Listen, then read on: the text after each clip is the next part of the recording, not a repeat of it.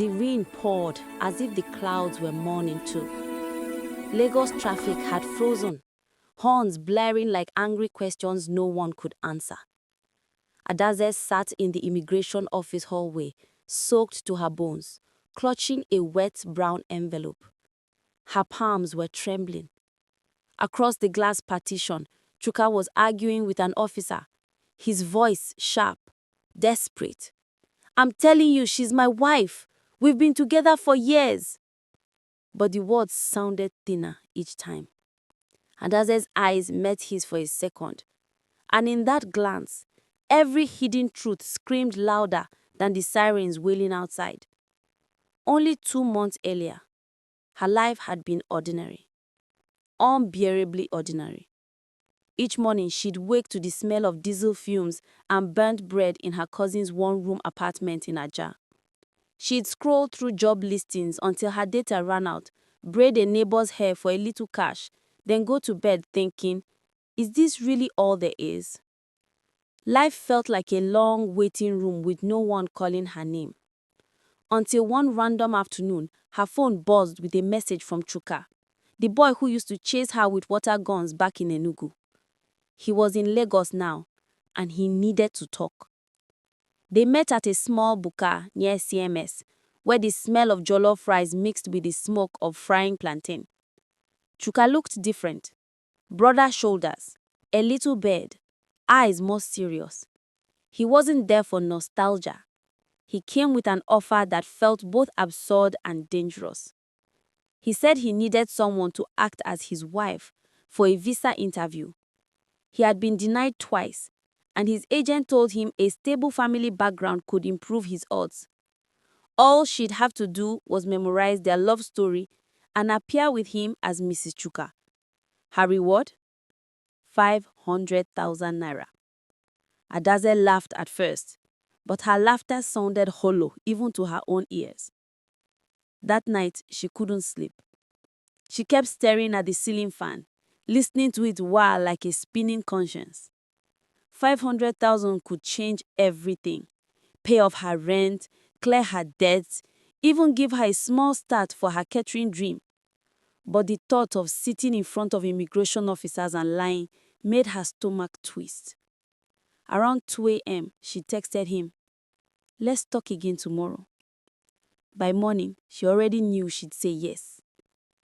They began rehearsing the lie like a play.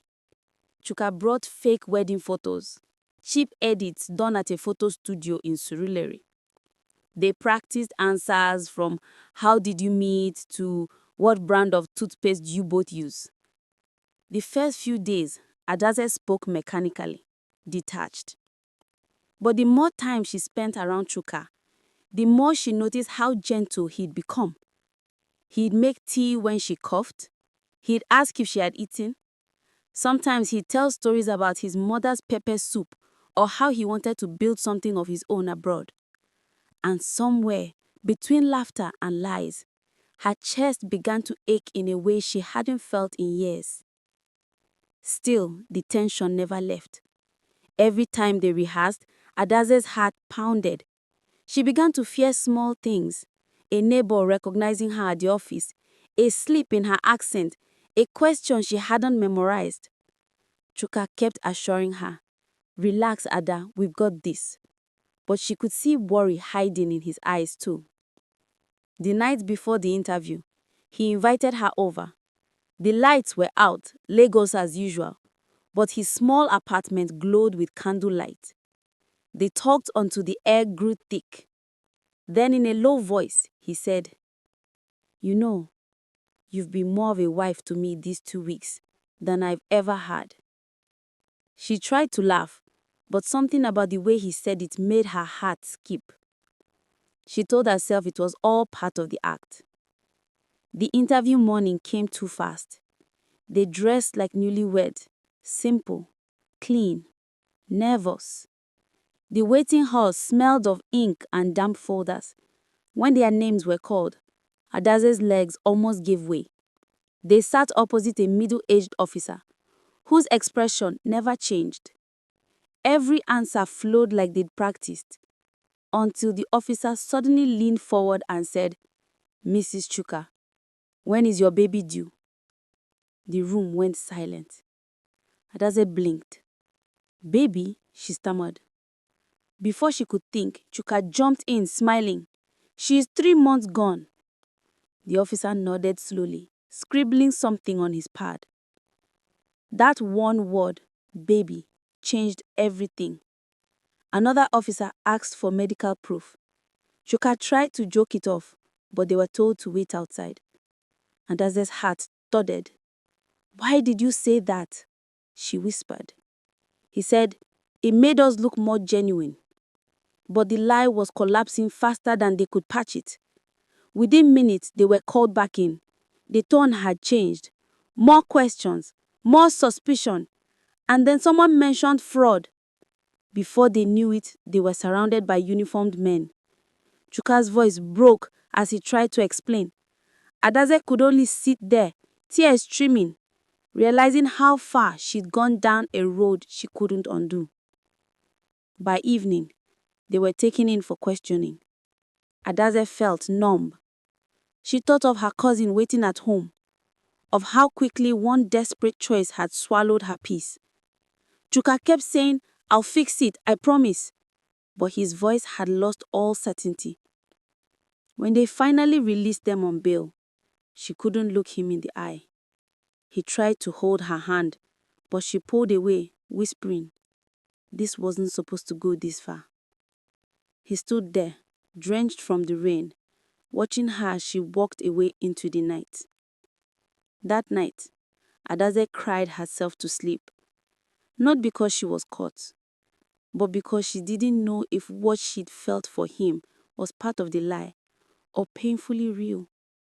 She whispered to the darkness, God, please help me find my way back. The lie that began as survival had grown teeth, and now both of them were bleeding. 2 weeks had passed since the immigration chaos, yet Adaeze still woke up sweating, heart racing whenever she heard a siren outside.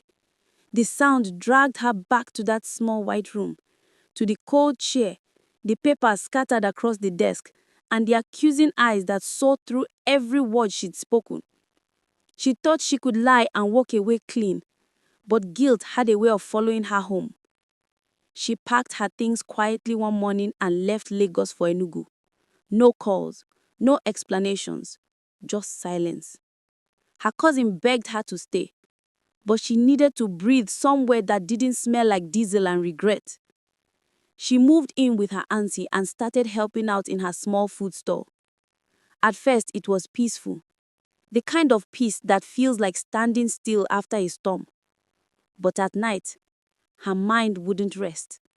She kept remembering Chuka's face when he was shouting, "She's my wife!" How desperate he sounded. How real it almost felt. Chuka tried calling her, but she ignored the first few calls. Then the messages started coming. Long, apologetic, unsure. I never meant to drag you into this. I thought it would be easy. I should have protected you. Sometimes she'd read them and feel her heart soften. Then immediately remind herself of the embarrassment, the fear, the look people gave her when she walked out of that office. She blocked his number once, then unblocked it, then blocked it again. Love, when mixed with shame, becomes confusing. 3 months later, she heard from a friend that Chuka had lost his job at the travel agency. The scandal had stained his name. He was trying to pick up odd jobs, printing forms, helping people fill online applications. Something in Adaeze twisted. She told herself it wasn't pity, just empathy. But when she caught herself praying for him that night, she knew it wasn't just empathy. It was love that refused to die quietly. Time kept moving. Adaeze began a small catering hustle, frying buns and puff-puff, delivering food to offices. It wasn't glamorous, but it was honest. She saved every naira carefully, determined never to depend on another person's scheme again. Lagos still scared her, but she missed it too. Its restlessness, its chaos, the way life kept moving no matter who fell behind. Eventually, she decided to go back. The first thing she did when she returned was delete her old SIM card. But somehow, Chuka found her. It was a Thursday evening. She had just finished serving jollof rice at a small party when a familiar voice behind her said, "You still put too much pepper." She turned and there he was. Same tired eyes, same smile that felt like apology and affection mixed in one. He didn't ask for forgiveness right away. They sat on plastic chairs behind her store, sharing a bottle of malt, watching cars go by. For a long time, neither of them spoke. Then he said quietly, "I'm still sorry, Ada. I've replayed that day 1,000 times. I wish I could take it back." She looked at him, really looked this time, and realized he'd changed. The boy who once chased visas now just wanted peace. She told him she had forgiven him, though her voice shook when she said it. Forgiveness didn't erase the past, but it loosened the chain around her chest. Chuka smiled faintly, took something out of his pocket, and handed it to her. A folded letter, edges creased from being carried too long. She read it later that night, under the faint yellow bulb in her small room. "I don't know what the future holds, Ada. Maybe we will never get back what we lost. But I know the lie that ruined us also showed me what real love feels like. I lied to the world, but I was honest every time I looked at you." She pressed the paper to her chest and cried, the kind of tears that clean something inside. Months went by.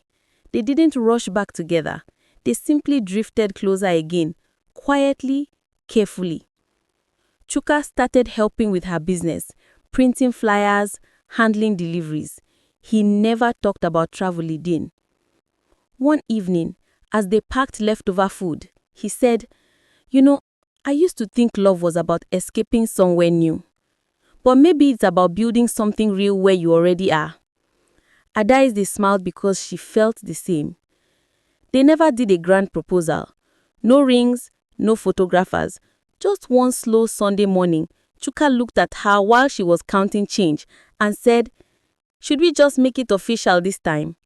She laughed through tears. Only if there would be no fake certificates this time.